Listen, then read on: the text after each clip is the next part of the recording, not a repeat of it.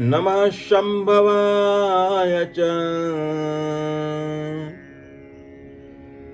मया भवाय च नमः शंकराय च मयस्कराय च नमः शिवाय च शिवतराय च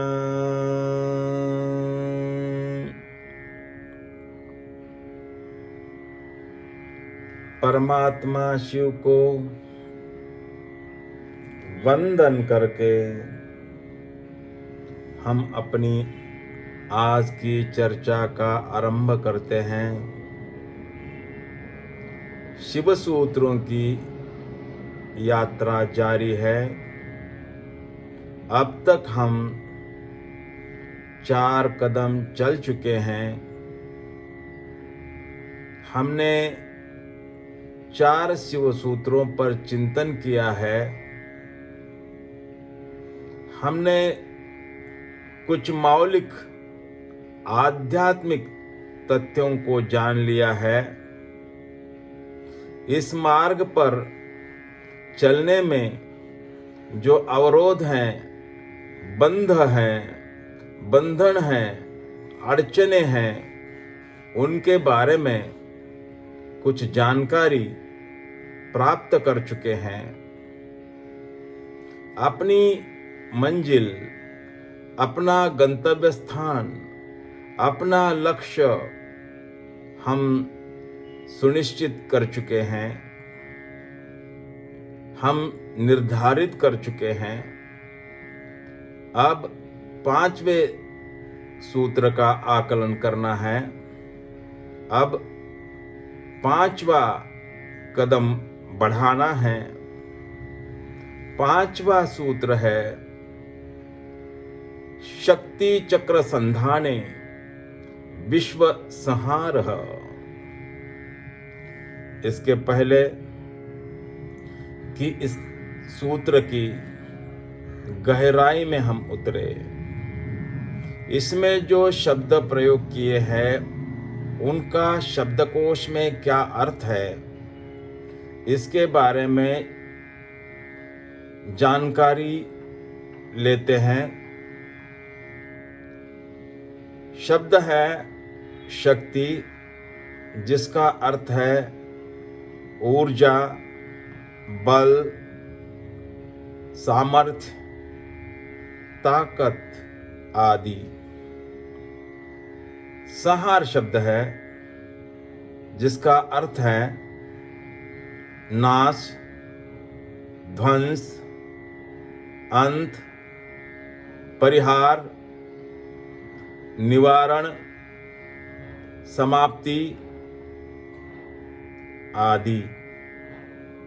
और संधान शब्द है जिसका अर्थ है धनुष्य पर बाण चढ़ाने की क्रिया, निशाना लगाना, अन्वेषण, खोज, संधि, जोड़ना, मेल आदि। और अब शक्ति चक्र के बारे में समझ लेते हैं। हमारे शरीर में 7 चक्र हैं। सबसे निचला जो चक्र है, जो कामेंद्रियों के पास बैठा है, उसका नाम है मूलाधार। और जो सबसे ऊपर है, जो सर के सिरे के पास बसा है, उसका नाम है सहस्त्रार। इन 2 चक्रों के बीच जो 5 चक्र है उनके नाम क्रमशः नीचे से ऊपर की तरफ इस तरह हैं।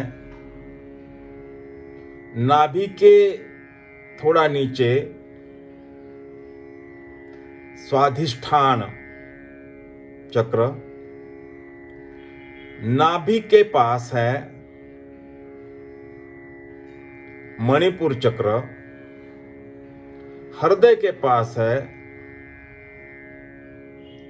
अनाहत चक्र,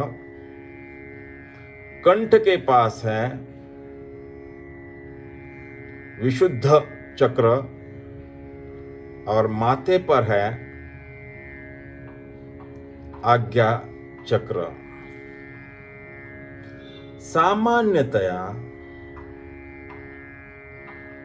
सारी ऊर्जा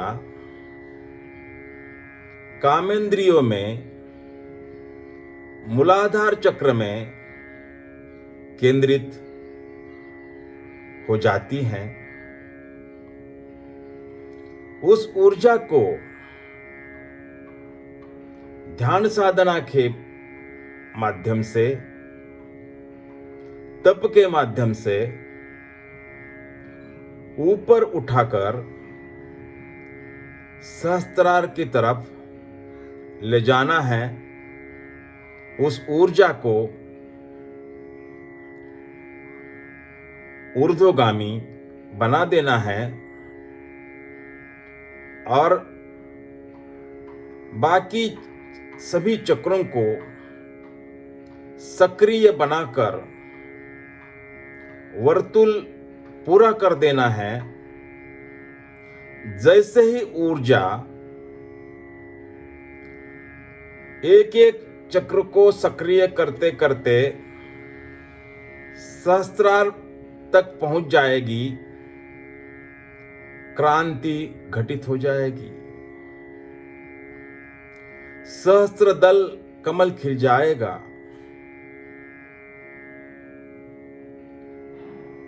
एक सुंदर दोहा है कि अंबर में उड़ जाएगा पानी बनकर भाप, सहना होगा पर उसे 100 डिग्री का ताप।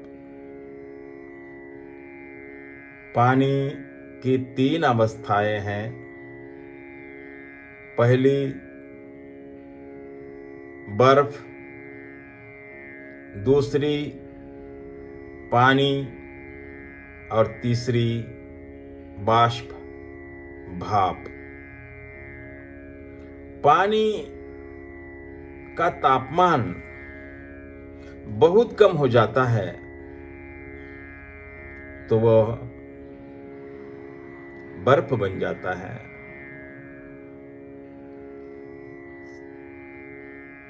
सामान्य तापमान में, वातावरण में पानी तरल रह जाता है, तरल हो जाता है, उसे पानी कहा जाता है। जब तापमान ज़्यादा बढ़ता है, पानी उबलने लगता है, तो वो भाप में रूपांतरित हो जाता है, आकाश की यात्रा करने लगता है।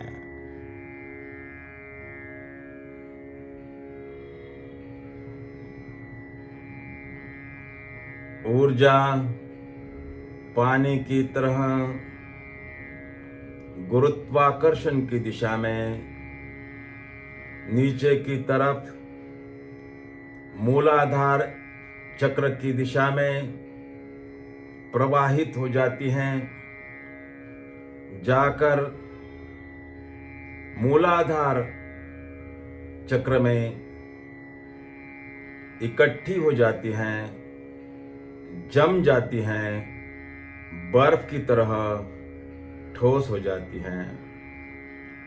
फिर उस ऊर्जा को योग साधना के माध्यम से, तप के माध्यम से हम फिर से तरल बना सकते हैं, फिर से बाष्पीभूत बना सकते हैं। फिर वह ऊर्जा ऊपर की तरफ उठने लगेगी। सहस्त्रार की यात्रा करने लगेगी। आकाश में उड़ान भरने के लिए चल पड़ेगी। जैसे जैसे ऊपर की तरफ बढ़ेगी और जिस जिस चक्र से गुजरेगी, उस चक्र को प्रभावित करते हुए, उस चक्र को सक्रिय बनाते हुए, जैसे ही वह सहस्त्रार में पहुंच जाएगी, जैसा मैंने कहा कि क्रांति घटित हो जाएगी, वर्तुल ऊर्जा का पूरा हो जाएगा। हम भैरव बन जाएंगे, हम अखंड बन जाएंगे, हम असीम बन जाएंगे, हम चैतन्य स्वरूप बन जाएंगे।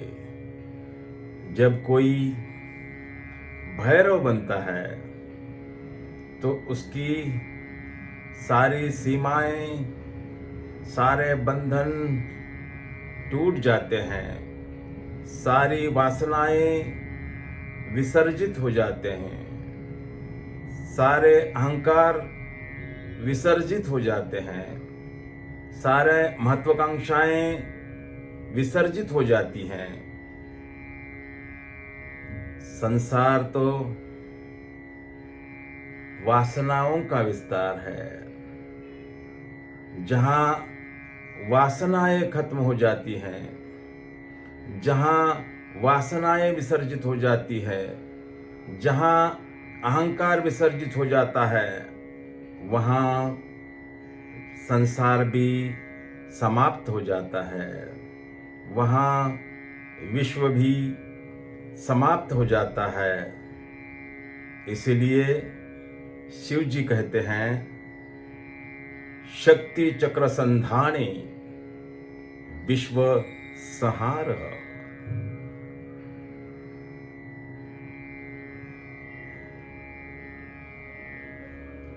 साधारण मनुष्य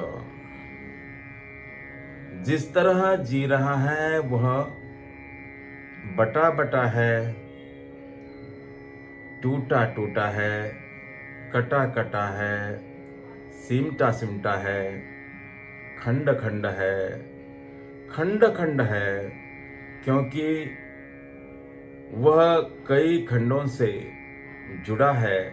उसमें कई वासनाएं एक साथ काम कर रही हैं। एक कहती है धन कमा लो, एक कहती है प्रतिष्ठा पालो, एक कहती है पद पालो, एक कहती है कि ज्ञानार्जन करो। हजार वासनाएं हैं और हजार वासनाओं के कारण एक आदमी के हजार आदमी हो गए हैं। प्रत्येक वासना उसे अपने दिशा में खींच रही है।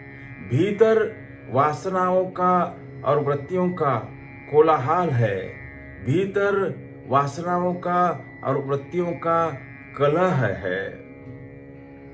विपरीत आकांक्षाएं भी है, विपरीत वासनाएं हैं और विपरीत वासनाएं विपरीत दिशा में खींच रही हैं। मनुष्य खंड खंड हो जा रहा है। मनुष्य को उन्होंने खंड खंड में तोड़ दिया है, उसकी एकता को बिखेर दिया है।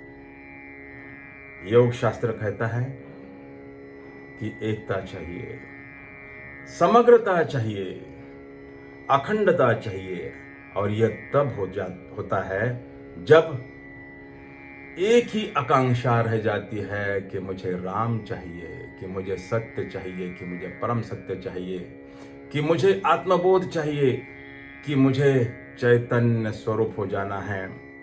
सारी वासनाएं एक बनकर सारी वासनाएं निमज्जित होकर एक हो जाती है, तभी यह संभव है।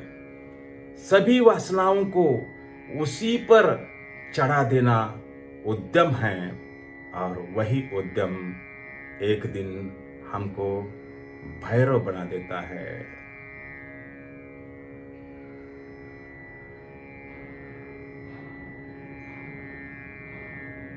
जैसे ही शक्ति चक्रों का संधान हो जाता है, शक्ति चक्र जुड़ जाते हैं, शक्ति चक्र सक्रिय हो जाते हैं, सर्किट पूरा हो जाता है, मनुष्य को अपनी अखंडता का बोध हो जाता है, उसे अपने अमृत स्वरूप का बोध हो जाता है, उसे अपने चैतन्य स्वरूप का बोध हो जाता है, उसे अपने शाश्वत स्वरूप का बोध हो जाता है। तो फिर उसे संसार की कोई चीज प्रभावित नहीं कर सकती, बांध नहीं सकती। संसार के कोई पाश उसे रोक नहीं सकते, बांध नहीं सकते। संसार की कोई ताकत, कोई बल उसे खंडित नहीं कर सकता, कोई शस्त्र उसे काट नहीं सकता, क्योंकि वह भैरव बन गया, वह शिव स्वरूप बन गया। ब्रह्मा जी शिव का बहुत सुंदर वर्णन करते हैं। वे कहते हैं, जाने स्वामीशं विश्वश्च जगतो यानि बीजयः शक्तः शिवश्च परम् यत्ता ब्रह्म निरन्तरम्।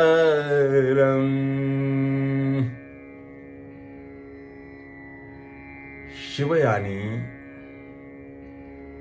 सर्वव्यापी पर ब्रह्म, जो इस जीव जगत का बीज है, जिससे यह जीव जगत, यह सृष्टि, यह विश्व पैदा हो गया है। ये जो अनंत शक्ति है, ये जो निरंतर तत्व है, उसी का नाम शिव है, उसी का नाम भैरव है। जो शिव हो गया, भैरव हो गया, वह सारे सांसारिक बंधनों से मुक्त हो गया। अंत में इस चर्चा को विराम देने से पहले इस शास्त्र का जो प्रथम चरण है उसका स्मरण करते हैं।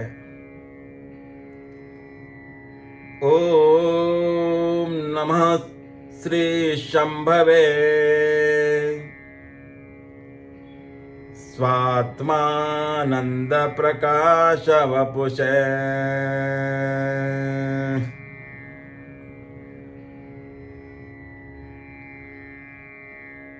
ओम नमः शिवाय।